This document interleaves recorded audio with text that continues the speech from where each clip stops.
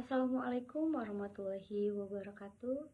Sebelumnya perkenalkan, nama saya Sefa Agnes Deking dari program studi PGSD 21C. Di sini saya akan menjawab pertanyaan tugas sesi 4 mata kuliah Agama dan Etika dengan dosen pengampu Dr. Jamansyah MPD.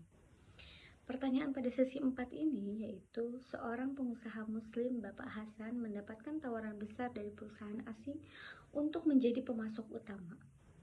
Namun, setelah diteliti, ia menemukan bahwa perusahaan tersebut memproduksi produk yang tidak halal dan berpotensi merusak lingkungan. Jika Bapak Hasan menolak, dia akan kehilangan kesempatan besar untuk mengembangkan usahanya. Jika menerima, ia harus mengabaikan prinsip-prinsip halal dan berkelanjutan lingkungan. Berdasarkan etika bisnis dalam Islam, bagaimana seharusnya Bapak Hasan menyikapi tawaran tersebut?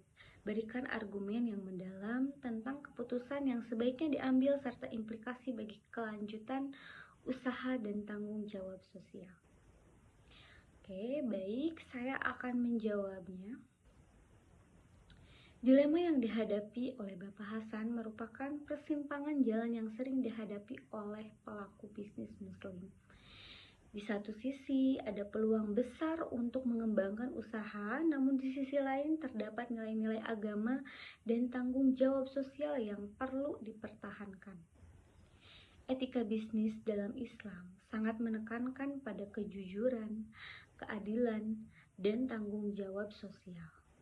Beberapa prinsip utama yang relevan dengan kasus Bapak Hasan, yang pertama ada halal dan thayyib. Islam mensyaratkan bahwa segala sesuatu yang dikonsumsi atau diperdagangkan harus halal dan thayyib.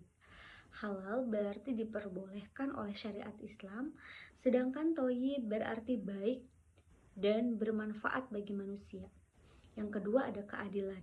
Islam mengajarkan untuk berlaku adil dalam segala hal, termasuk dalam berbisnis. Ini berarti tidak boleh merugikan pihak lain, baik konsumen, pekerja, maupun lingkungan. Yang ketiga ada tanggung jawab sosial. Seorang muslim dituntut untuk memperhatikan dampak sosial dari tindakannya.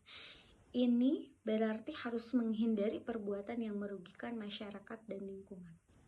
Berdasarkan prinsip-prinsip tersebut, menolak tawaran tersebut adalah pilihan yang etis.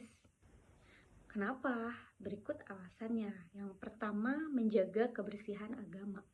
Menerima tawaran tersebut berarti terlibat dari bisnis yang tidak halal.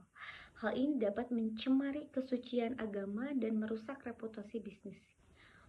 Yang kedua, menjaga kepercayaan konsumen.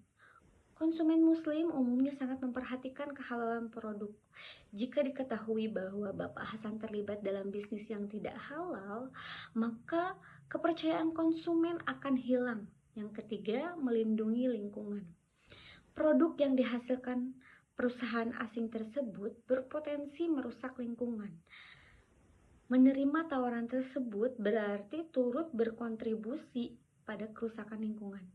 Yang keempat, menjaga ketenangan hati. Meskipun secara materi mengalami kerugian, namun ketenangan hati yang didapat dari menjalankan bisnis yang halal dan berkelanjutan jauh lebih berharga. Keputusan untuk menolak tawaran tersebut mungkin akan berdampak negatif pada pertumbuhan bisnis dalam jangka pendek. Namun dalam jangka panjang, keputusan ini akan membawa banyak manfaat. Yang pertama, meningkatkan reputasi. Bisnis yang dikenalkan sebagai bisnis yang halal dan bertanggung jawab akan lebih mudah mendapatkan kepercayaan dari konsumen. Yang kedua yaitu memperkuat hubungan dengan masyarakat. Bapak Hasan akan mendapatkan dukungan dari masyarakat yang mengapresiasikan sikapnya yang konsisten dengan nilai-nilai agama dan sosial.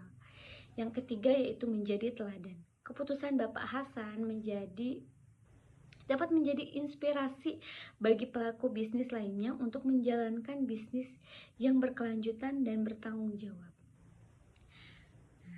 Dalam menghadapi dilema etika bisnis seperti ini, seorang muslim harus mengutamakan nilai-nilai agama dan moral.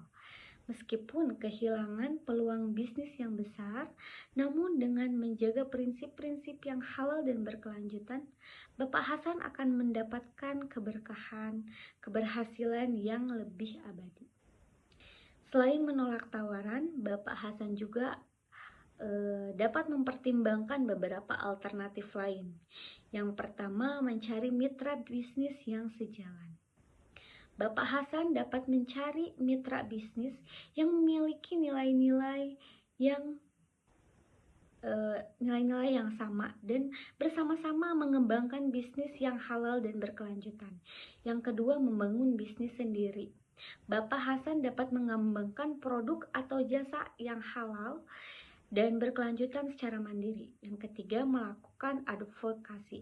Bapak Hasan dapat melakukan advokasi untuk mendorong perusahaan asing tersebut untuk memproduksi produk yang halal dan ramah lingkungan. Nah, dalam mengambil keputusan yang sulit seperti ini, sangat disarankan bagi Bapak Hasan untuk berkonsultasi dengan ulama atau ahli agama yang berkompeten. Cukup sekian jawaban dari pertanyaan tersebut. Terima kasih. Wassalamualaikum warahmatullahi wabarakatuh.